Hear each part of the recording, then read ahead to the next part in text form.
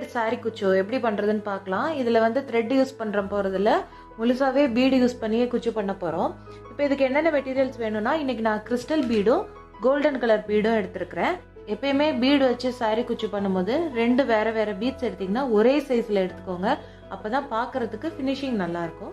அப்புறம் இது நார்மலாக நம்ம ஸ்டிச் பண்ணுற த்ரெட்டு தான். இதில் வந்து நான் சில்க் த்ரெட் போட்டிருக்கேன். காட்டன் த்ரெட், எம்ப்ராய்டரி த்ரெட் எது வேணாலும் நீங்கள் போட்டுக்கலாம். இப்போ இதை எப்படி பண்ணுறதுன்னு பார்க்கலாம்.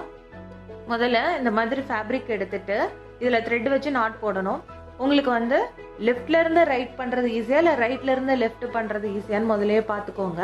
எனக்கு எப்பயுமே வந்து ரைட்லேருந்து லெஃப்டில் போடுறது தான் ஈஸியாக இருக்கும். இல்லை இந்த நீடியில் பின்பக்கத்தில் இருந்து இப்படி முன்னாடி எடுத்துக்கோங்க.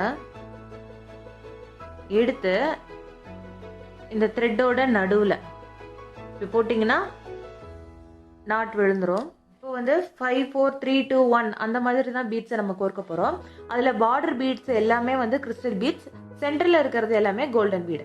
இப்போ ஃபஸ்ட்டு வந்து கிறிஸ்டல்லேருந்து ஆரம்பிக்கலாம். ஃபஸ்ட்டு கிறிஸ்டல் பீட் போட்டுட்டு கரெக்டாக ஒரு பீடு கிறிஸ்டல் பீடு இருக்கிற அளவுக்கு கேப் விட்டு பின்னாடி இருந்த நீடில் முன்னாடி எடுத்துக்கோங்க. எடுத்து இப்போ எந்த சைடில் இருந்து நம்ம த்ரெட்டை வெளியில் எடுத்தோமோ இப்போ அதே ஹோலில் மறுபடியும் த்ரெட்டை போட்டுடணும்.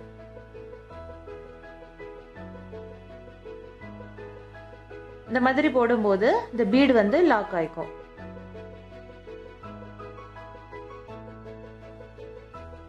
ரெண்டாவது கோல்டன் பீட், அதுவும் அதேதான்.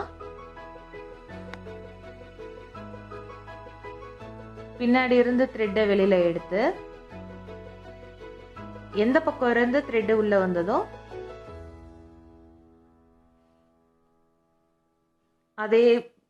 அதே சைடு பீடுக்குள்ள த்ரெட் எப்படி போட்டுடணும். பாத்தீங்கன்னா இப்ப நல்லா கொஞ்சம் இருக்குனீங்கன்னா ரெண்டாவது பீடு லாக். இனி அடுத்து மறுபடியும் இதே மாதிரி 2 கோல்டன் பீட், ஒரு கிறிஸ்டல் போடணும்.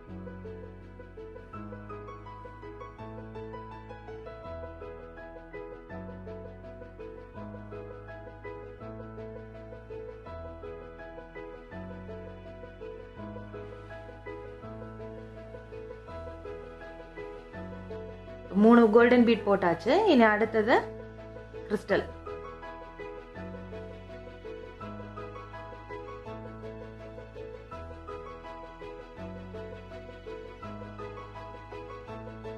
இப்போ ஃபர்ஸ்ட் லைன் முடிஞ்சிருச்சு. செகண்ட் லைன்ல வந்து 4 பீட்ஸ் போட போறோம்.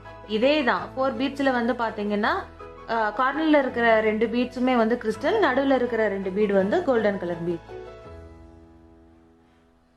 இந்த மாதிரி கிறிஸ்டல் போட்டுட்டு ஃபர்ஸ்ட் லைன்ல இந்த கிறிஸ்டல் பீடுக்கும் இந்த கோல்டன் பீடுக்கும் நடுவில் இருக்கிற த்ரெட்டில் இப்படி பின்பக்கம் இருந்து நீடில் வெளியில் எடுத்துருங்க. இந்த மாதிரி வரும்.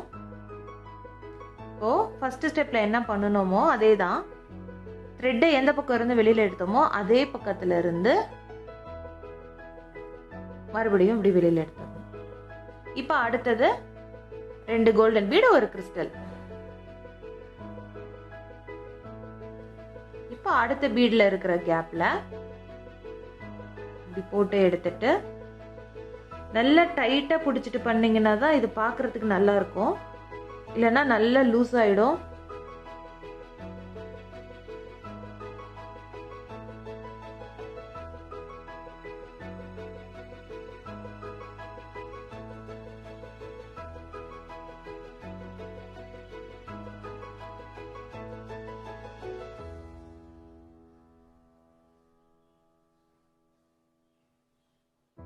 ரெண்டு கோல்டன் பீட் போட்டதுக்கு அப்புறமா கடைசியா கிறிஸ்டல்.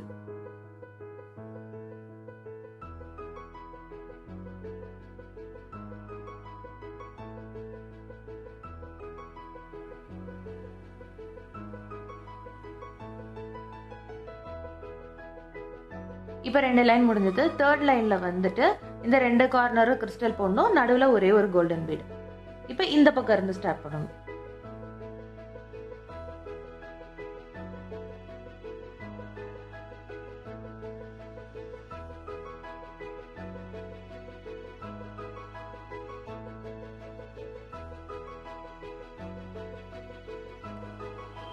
இப்போ 5 4 3 முடிச்சிருக்கோம். இனி அடுத்தது வந்து 2 கிறிஸ்டல் தான் வைக்க போகிறோம். மேலே ஒரே ஒரு கிறிஸ்டல். மொத்தம் 3 பீடு இருக்கு இன்னும்.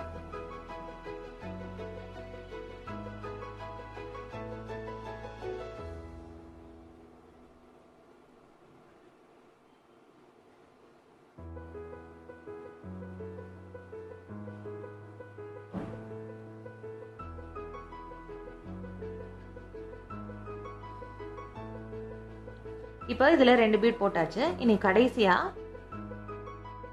ஒரே ஒரு கிறிஸ்டல் இதை போட்டுட்டு இந்த லாஸ்ட் ஸ்டெப்ல என்ன பண்ணணும்னா, மறுபடியும் நம்ம இந்த த்ரெட்டுக்குள்ள விட போறதில்ல. இதை அப்படியே திருப்பி இதை நாட் போடுறதுக்கு மறுபடியும் ஃபேப்ரிக்கு இந்த த்ரெட்டை எடுத்துட்டு போயிடணும்.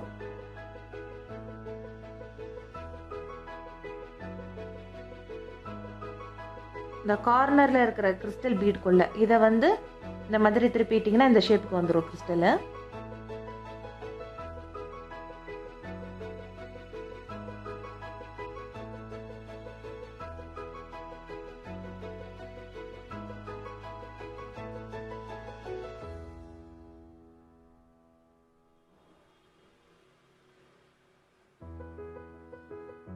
இப்போ இந்த மாதிரி தச்சதுக்கு அப்புறமா பின்பக்கம் திருப்பி ஒரு 2 நாட் போட்டு முடிச்சிடணும்.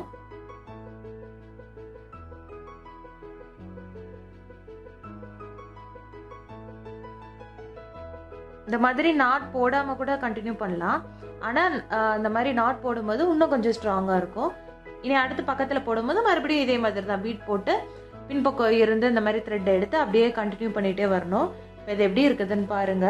கொஞ்சம் வெயிட் கூட இருக்கிற மாதிரி தோணுச்சுன்னா அக்ரிலிக் பீட்ஸ் கூட நீங்க யூஸ் பண்ணலாம். அது கூட நல்லா இருக்கும். இனி இப்போ நான் ரெட் கலர் பண்ணியிருக்கேன், பக்கத்துல வேற ஒரு கலர், இந்த மாதிரி மாத்தி மாத்தி பண்ணீங்கனாலும் நல்லா இருக்கும் சாரிக்கு ஏற்ற மாதிரி. இப்போ அதை பாருங்க, அதை நான் டபுள் கலர்ல பண்ணியிருக்கேன். அதே மாதிரி தான் நான் ஃபர்ஸ்ட் அது சொல்லி கொடுத்த மாதிரி தான் அது ஃபுல்லா அப்படியே கண்டினியூ பண்ணியிருக்கேன். ஆனா எல்லா ஸ்டெப்லயும் நான் பின்பக்கம் நாட் போட்டிருக்கேன். ஏன்னா நாட் போடுறதா வந்து கொஞ்சம் சேஃபா இருக்கும், இல்லைன்னா அது கழண்டுட்டு வர வாய்ப்பு இருக்கு. நம்ம இது கிறிஸ்டல்ஸ் யூஸ் பண்ணியிருக்கிறதுனால இது பார்க்கறதுக்கு இன்னும் கொஞ்சம் நல்லா கிராண்டா தெரியும். அதனால மோஸ்ட்லி கிறிஸ்டலே யூஸ் பண்ணுங்க. இப்போ இதெல்லாம் வந்து சாரி குச்சிக்குன்னு கிடையாது.